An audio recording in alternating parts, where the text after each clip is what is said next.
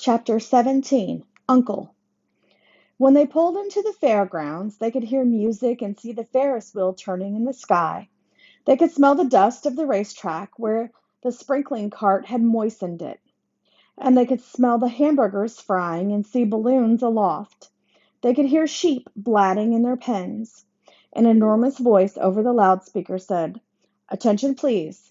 Will the owner of a Pontiac car, license number H2439, please move your car away from the fireworks shed?" "Can I have some money?" asked Fern. "Can I too?" asked Avery. "I'm going to win a doll by spinning a wheel, and it will stop at the right number," said Fern. "I'm going to steer a jet plane and make it bump into another one." "Can I have a balloon?" asked Fern. "Can I have a frozen custard and a cheeseburger and some raspberry soda pop?" asked Avery. "You children be quiet till we get the pig unloaded," said Mrs. Arable.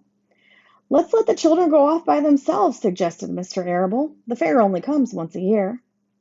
Mr. Arable gave Fern 2 quarters and 2 dimes. He gave Avery 5 dimes and 4 nickels. "Now run along," he said. "And remember, the money has to last all day. Don't spend it all the first few minutes. And be back here at the truck at noontime so we can all have lunch together. And don't eat a lot of stuff that's going to make you sick to your stomachs. And if you go on those swings," said Mrs. Arable, "you hang on tight. You hang on very tight. Hear me?" "And don't get lost," said Mrs. Zuckerman. "And don't get dirty."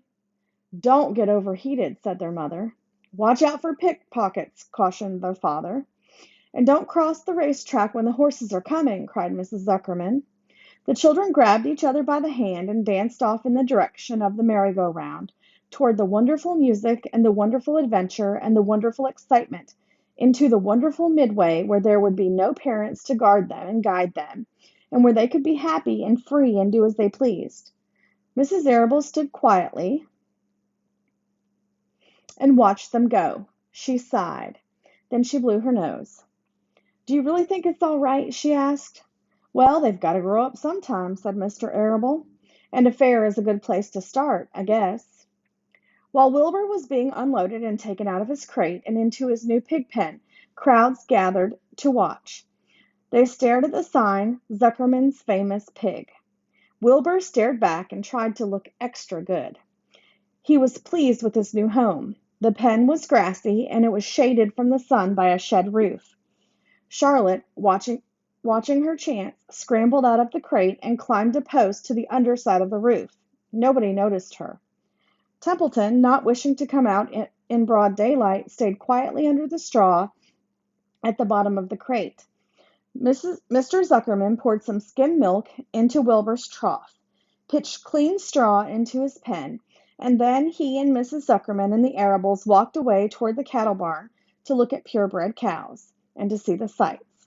Mr. Zuckerman particularly wanted to look at tractors. Mrs. Zuckerman wanted to see a deep freeze. Lurvy wandered off by himself, hoping to meet friends and have some fun on the midway. As soon as the people were gone, Charlotte spoke to Wilbur. "It's a good thing you can't see what I see," she said. "What do you see?" asked Wilbur. "There's a pig in the next pen, and he's enormous. I'm afraid he's much bigger than you are." "Maybe he's older than I am and has had more time to grow," suggested Wilbur. Tears began to come to his eyes.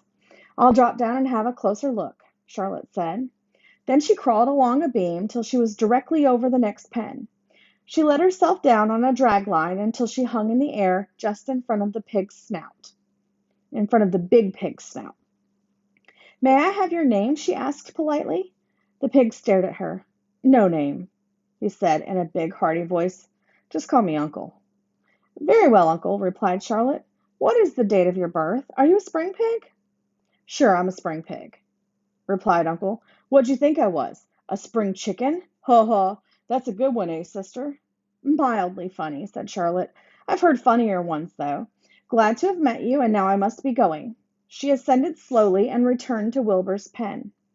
"He claims he's a spring pig," reported Charlotte. "And perhaps he is. One thing is certain, he has a most unattractive personality. He's too familiar, too noisy, and he cracks weak jokes. Also, he's not anywhere near as clean as you are, nor as pleasant. I took quite a dislike to him in our brief interview. He's going to be a hard pig to beat, though, Wilbur, on account of his size and weight. But with me helping you, it can be done. When are you going to spin a web? Asked Wilbur. This afternoon, late, if I'm not too tired, said Charlotte. The least thing tires me these days. I don't seem to have the energy I once had. My age, I guess. Wilbur looked at his friend. She looked rather swollen, and she seemed listless. I'm awful sorry to hear that you're feeling poorly, Charlotte, he said. Perhaps if you spin a web and catch a couple of flies, you'll feel better. Perhaps, she said wearily. But I feel like the end of a long day. Clinging upside down to the ceiling, she settled down for a nap, leaving Wilbur very much worried. All morning people wandered past Wilbur's pen. Dozens and dozens of strangers stopped to stare at him and to admire his silky white coat and his curly tail, his kind and radiant expression. Then they would move on to the next pen, where the bigger pig lay. Wilbur heard several people make favorable remarks about Uncle's great size. He couldn't help overhearing these remarks, and he couldn't help worrying. And now, with Charlotte not feeling well, he thought, oh dear. All morning Templeton slept quietly under the straw. The day grew fiercely hot. At noon the Zuckermans and the Arables returned to the pig pen. Then, a few minutes later, Fern and Avery showed up. Fern had a monkey doll in her arms and was eating Cracker Jack. Avery had a balloon tied to his ear and was chewing a candied apple. The children were hot and dirty. Isn't it hot? Said Mrs. Zuckerman. It's terribly hot, said Mrs. Arable, fanning herself with an advertisement of a deep freeze. One by one they climbed into the truck and opened lunch boxes. The sun beat down on everything. Nobody seemed hungry. When are the judges going to decide about Wilbur? Asked Mrs. Zuckerman.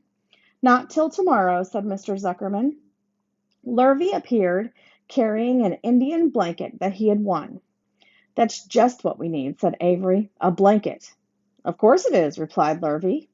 And he spread the blanket across the sideboards of the truck so that it was like a little tent. The children sat in the shade under the blanket and felt better. After lunch, they stretched out and fell asleep.